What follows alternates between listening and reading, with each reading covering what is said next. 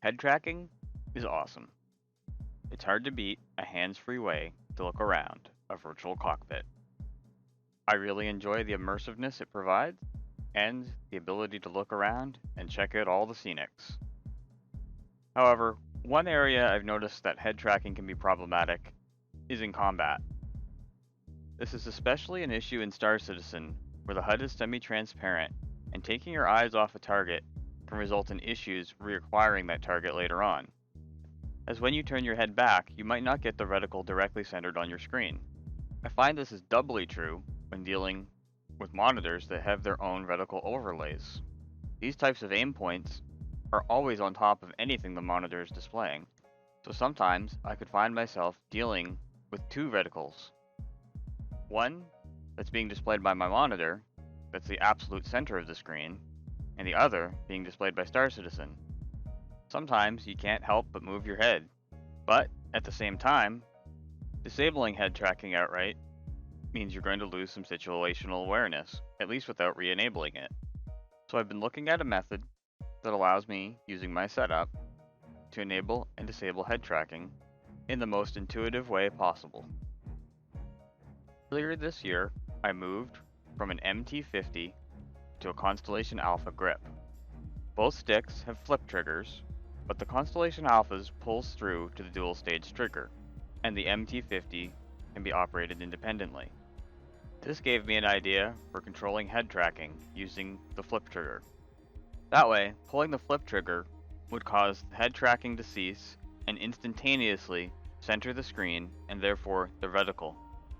And releasing the flip trigger causes head tracking to be enabled again.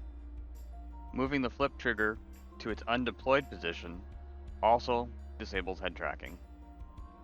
There were a couple things I had to do in order to make this work. First, I inverted the button responses in the Virpil software for the flip trigger. This is because it's going to rely on the hold keybind within Star Citizen, and we want the flip trigger's momentary switch to be closed when in the deployed position, but not when undeployed or when being squeezed. I then used Joystick Gremlin to map both the flipped up and squeezed position of the flip trigger to the same virtual button. The last step is then binding that virtual button to the head tracking hold keybind in Star Citizen.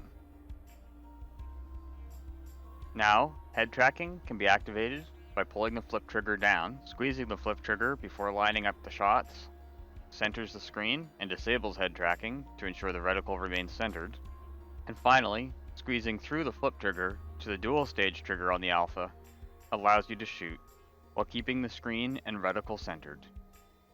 I found this works very intuitively so far with a fixed weapon setup, since in the vast majority of cases, you won't be looking around while firing at a target. Putting the flip trigger in the undeployed position keeps the screen centered and vision focused forward, while deploying the flip trigger allows us to keep head tracking on, but instantaneously cancel it by squeezing. So there we go. I hope that's something useful for you, and something that you can maybe integrate into your own setup. Maybe it's another button, maybe it's another type of flip trigger, or maybe you could even set it up on a dual stage trigger, depending on what your weapon configuration is like. Let me know what you think in the comments below. If you like this video, give it a thumbs up, and please consider subscribing for more content like this.